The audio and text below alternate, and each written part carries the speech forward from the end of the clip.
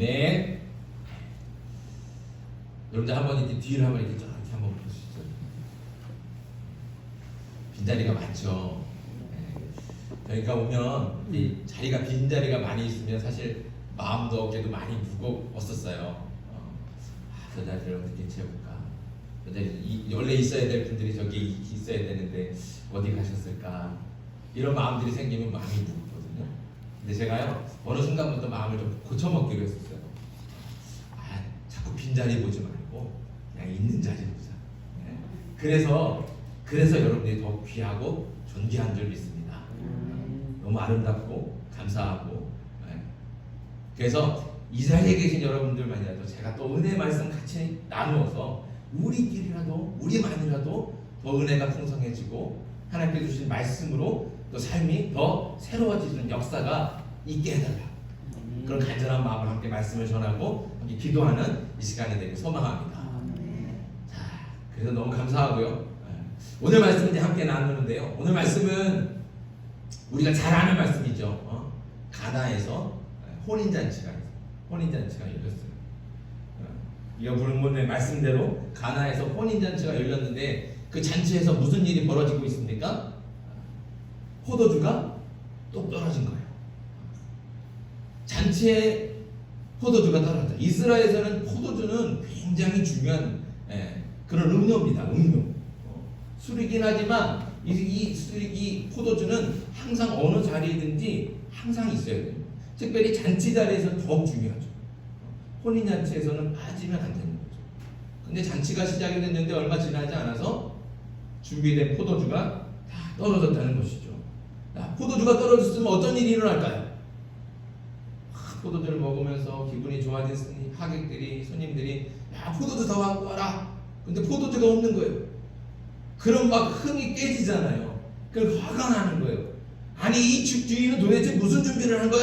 막 소리를 치면서 도대체 주인 나오라 그래, 신랑 나오라 그래, 막 소리치고 저거 소리치고 그러면 좀 조용히 하라고 누가 그러고 아니 내가 너한테 그랬어 막 그러면 싸움 나고 웃으면서 축하해줘야 될 잔치 자리가 뭐가 되겠어요? 난장판이 돼요. 싸움장이 되는 거죠. 그러니까 큰 위기가 있는 거예요. 잔치가 난장판이 될 위기가 있는. 근데 갑자기 어디서 포도주를 구하겠습니까? 포도주를 어디서도 구할 수 없는 상황인데, 근데 놀라운 일이 일어나죠. 예수님께서 물을 포도주로 바꾸시는 거예요. 누가 상상이나 했겠습니까? 물이 포도주가 된다. 이거는 아무나 상상할 수 있는 일이 아니에요.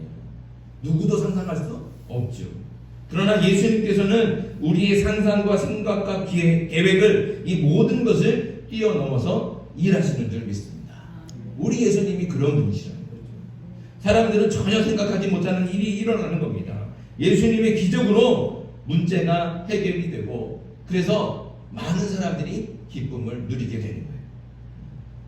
자, 우리 삶 속에도 마찬가지죠. 우리 인생 가운데도 많은 문제를 또 많은 위기를 고난을 겪게 됩니다.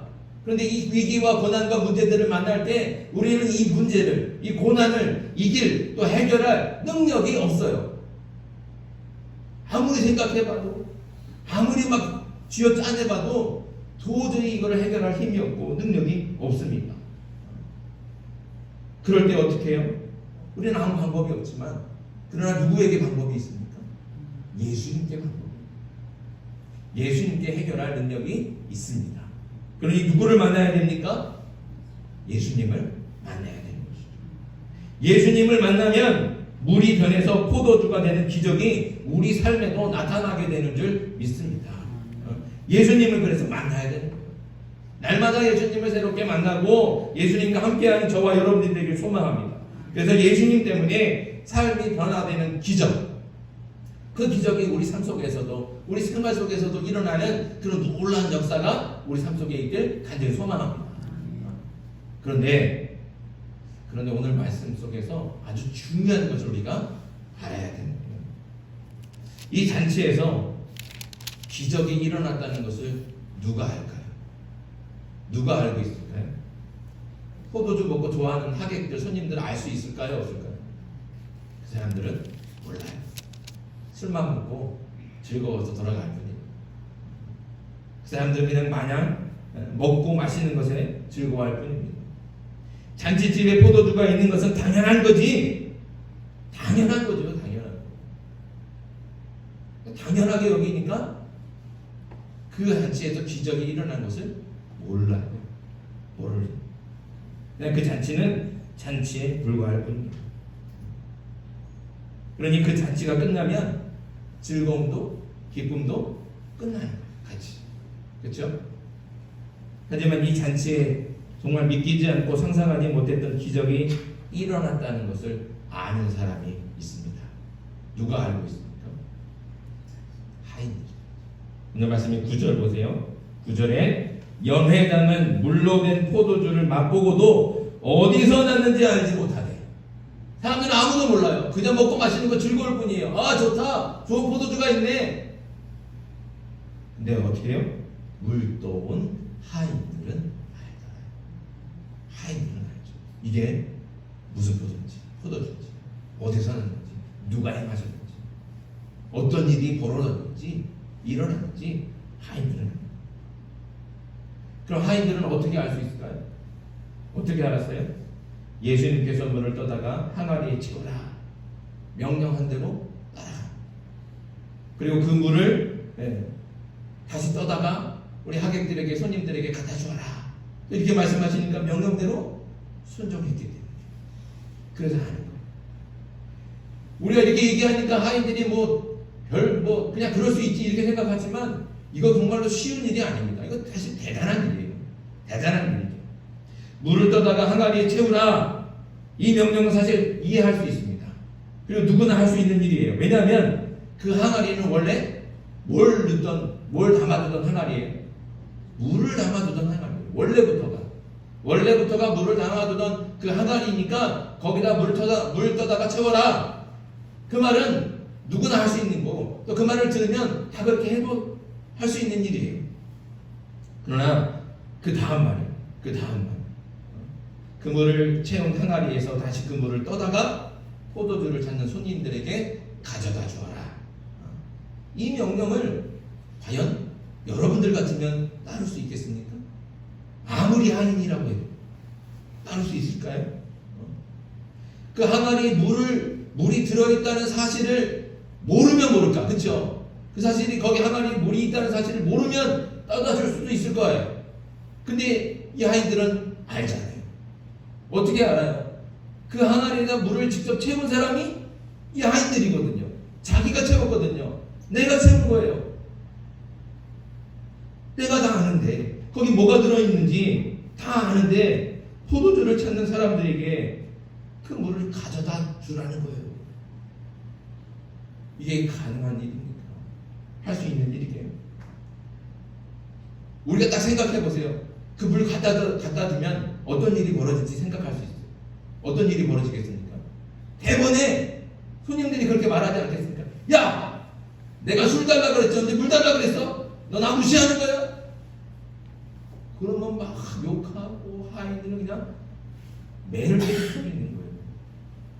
그러면 진짜 그 잔치가 또 날랑말이 되는 거죠. 그런 거를 뻔히 알고 있는데 아무리 하인이라고 그 명령을 쉽게 순종할 수 있겠습니까? 더군다나 예수는 주인도 아니에요. 예수는 주인도 아니에요. 근데 주인의 명령도 아닌데 하인이 그거 뻔히 거기 물이 들어있는 줄 알고 물 떠다 주면 난리가 날 건 뻔히 아는데 그 일을 할 수 있겠냐는 겁니다. 그런데 놀랍게도 이 하인들은 예수님의 말씀에 이런 반구하지 않고 그 말씀에 그대로 순종하는 하나님은 하인들은 예수님의 말씀에 순종했고 그래서 예수님이 이루신 기적에 동참했기 때문에 그 누구보다도 이 일어난 일에 대해서 잘 아는 겁니다. 이 기적을 경험한 하인들이 얼마나 놀랬겠습니까? 또 얼마나 기뻤을까요? 얼마나 감격하고 어떻게 물이 포도주가 될까? 얼마나 놀라면서도 얼마나 기쁘고 얼마나 감동이 됐습니까? 사람들이 포도주를 마시며 기뻐하는 것과는 비교할 수 없는 기쁨이 이들에게 있는 겁니다. 잔치에서 포도주를 먹고 마시던 손님들은 잔치가 끝나면 기쁨도 끝나는 겁니다. 술은 마실 때나 좋지, 마시고 나면 다음날 아침에 어떻게 해요? 머리 아프고 속 아프고 괜히 마셨어 후회하잖아요. 제가 어떻게 이런 거 잘 알까 생각할 필요가 없어요. 그렇죠? 너무 깊이 아시려고 하면 다쳐요. 그냥 아는 겁니다. 저도. 아무튼 술 마시면 다음날 후회하는 거예요. 그렇게 기쁨이 끝나요. 그때뿐이에요. 그러나 기적에 동참하고 기적을 직접 본 하인들은 어떻습니까? 평범한 잔치 같지만 하인들에게만큼은 이 잔치가 결코 평범한 잔치가 아니에요. 그 안에서 무슨 일이 일어나는지 아니까 이 잔치는 더 이상 평범한 잔치가 아니라 하인들에게만큼은 아주 특별한 놀라운 기적이었다는 것이죠. 그래서 잔치가 끝나도 이 하인들은 놀람과 감동과 기쁨이 결코 끝나지 않습니다. 같은 잔치에 있어도 이렇게 하늘과 땅 같이 차이가 납니다. 누구는 잔치가 끝나면 기쁨이 끝나지만 누구에겐가는 이 잔치가 끝나도 그 놀람과 감동과 기쁨이 계속 이어집니다. 이런 기적이 오늘 우리의 일상에서도 일어나고 있습니다. 그리고 예수님은 그런 기적을 위해 하인을 부르듯이 우리를 부르십니다. 그리고 그 기적에 동참시키시고 그 기적을 보게 하시죠. 우리가 이 하인들처럼 예수님의 기적에 동참하는 사람들이 되길 소망합니다. 결혼잔치 중에 분명히 기적이 일어났지만 그 기적이 일어나는 현장에 함께 있었지만 잔치에 포도주가 나오는 것이 당연하다고 생각하는 사람들은 결코 기적을 볼 수가 없습니다. 우리들의 일상도 마찬가지예요. 당연하다고 생각하니까 늘 그날이 그날 같고 삶이 지루하고 재미없는 겁니다. 그래서 늘 불평과 불만이 가득하고 똑같은 일상에서 기대했던 것에 조금이라도 벗어나면 절망하게 되고 당황하게 되고 낙담하고 실망하게 됩니다. 하지만 지금 내가 있는 지금 여기가 기적의 현장이며 그래서 은혜이고 예수님께서 행하신 기적에 내가 동참하고 있다. 이것을 알면 우리의 삶은 기적이 됩니다.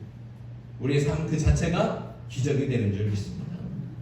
기적을 사니 얼마나 놀라운 일입니까? 그 삶 속에 얼마나 감동이 넘치고 얼마나 기쁨이 충만하겠습니까? 우리는 분명히 기적 속에 있습니다. 매 순간이 기적의 연속이죠. 태양이 뜨고 지는 것, 따뜻한 햇살이 나를 비춰주는 것, 비가 와서 땅을 적셔주는 것, 바람이 불어서 나무를 흔들어주는 것, 그리고 공기가 있어서 내가 숨을 쉴 수 있다는 것, 내가 이렇게 살아있다는 것 자체, 이거 자체가 기적 아닙니까? 우리가 지금 이 순간이 기적인 줄 믿습니다. 그러니까 늘 일상이 똑같은 게 아니에요. 하나님께서 성실한 그 하나님께서 어제 떠올랐던 태양이 아니라 오늘의 새 태양을 떠오르게 해주시는 거예요. 그럼 내일은 또 내일의 새로운 태양이 떠오르는 거예요. 하나님께서 그렇게 일하십니까? 우리는 날마다 기적을 살아가고 있는데 그 기적을 보지 못하고 늘 그냥 지루한 일상을 살아가고 있습니다. 우리는 원망하고 불평하며 살아가는 거예요. 그러나 우리가 그 일상 속에서 지금 이 순간에도 하나님께서 주님께서 우리를 위해 기적을 베푸신다 믿음의 눈으로 바라보면 일상이 기적이 되고 그 일상 속에서 우리는 영원한 기쁨을 누리게 될 줄 믿습니다. 이렇게 기적과 은혜와 감사와 기쁨의 삶이 또 그런 인생을 살 수 있으려면 어떻게 해야 됩니까? 첫째는 예수님을 만나야 됩니다. 예수님을 만나면 물이 포도주로 변하는 것처럼 우리의 인생이 변화되는 기적이 일어날 줄 믿습니다. 이건 누가 하는 겁니까? 내가 하는 건 아닙니다. 나에겐 그런 능력이 없습니다. 그러나 나를 만나주시고 나와 함께 하시는 그 예수님께서 우리를 그렇게 변화시켜 주실 줄 믿습니다. 그런 기적이 예수 그리스도의 능력으로 나타나게 될 줄 믿습니다. 예수님께서는 그 기적을 이미 우리에게 매일같이 행하고 계십니다. 그 기적에 함께하는 저와 여러분들이 되길 소망합니다.